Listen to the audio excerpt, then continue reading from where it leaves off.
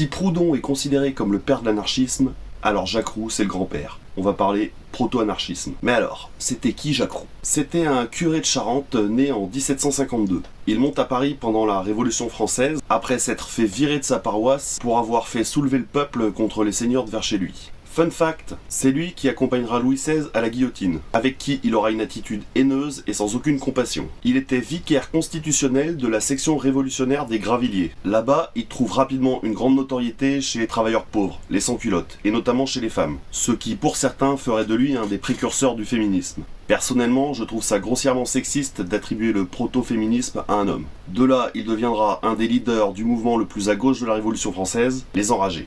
Ses idées sont radicales, et elles trouvent une sacrée résonance avec l'anarchisme qui se développera une cinquantaine d'années plus tard. Dans le manifeste des Enragés qu'il prononcera le 7 Messidor en 1, soit le 25 juin 1793, il apportera un certain nombre d'idées. La première loi sociale est celle qui permet à tous les membres de la société les moyens d'exister. La France sort tout juste d'un système féodal, et penser de cette manière c'est très radical. D'ailleurs, l'une de ses phrases, « La liberté n'est qu'un vain fantôme quand une classe d'hommes peut en affamer une autre impunément », sera reprise en substance par Proudhon et Bakounine. La liberté des uns exige l'égalité de tous. C'est clairement une des bases de l'anarchisme. De même, Jacques Roux critique le système représentatif politique. Il dénonce que les députés trahissent toujours le peuple et que la souveraineté doit rester directe. Refus du pouvoir parlementaire et démocratie directe, des thèmes qui seront extrêmement importants pour Bakounine et Malatesta. De plus, les Enragés défendent l'insurrection populaire pour mettre directement la pression sur les autorités.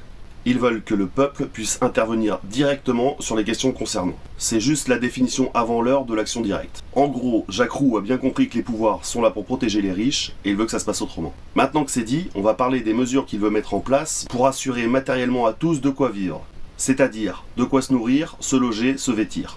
Il réclame un plafonnement des prix sur les denrées essentielles, un contrôle public des marchés et l'interdiction de spéculer. Il accuse directement les riches commerçants d'accaparement, c'est-à-dire de stocker de grandes quantités pour faire grimper les prix, donc de se faire de l'argent au prix de la famine des plus pauvres. Contre ça, il veut taxer lourdement les accapareurs, pratiquer la confiscation des stocks et leur redistribution à ceux dans le besoin, la prison pour les spéculateurs et même dans certains discours, la mort.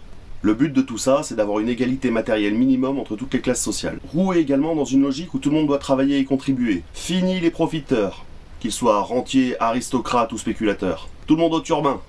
Il finira par se faire arrêter par les autorités révolutionnaires lors de purges contre les pauvres qui sont jugés trop radicaux. N'oublions pas que la Révolution française a été une révolution de bourgeois, par les bourgeois, pour les bourgeois.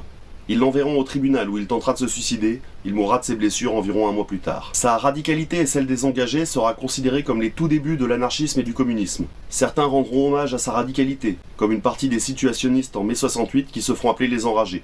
Tant qu'on est dans la Révolution française, je vais en reprendre la chanson la plus connue, le Ah ça ira d'Edith Piaf, qu'elle a chanté dans le film de Sacha Guitry, Si Versailles m'était compté. Je vous souhaite plein de révoltes. Allez, salut!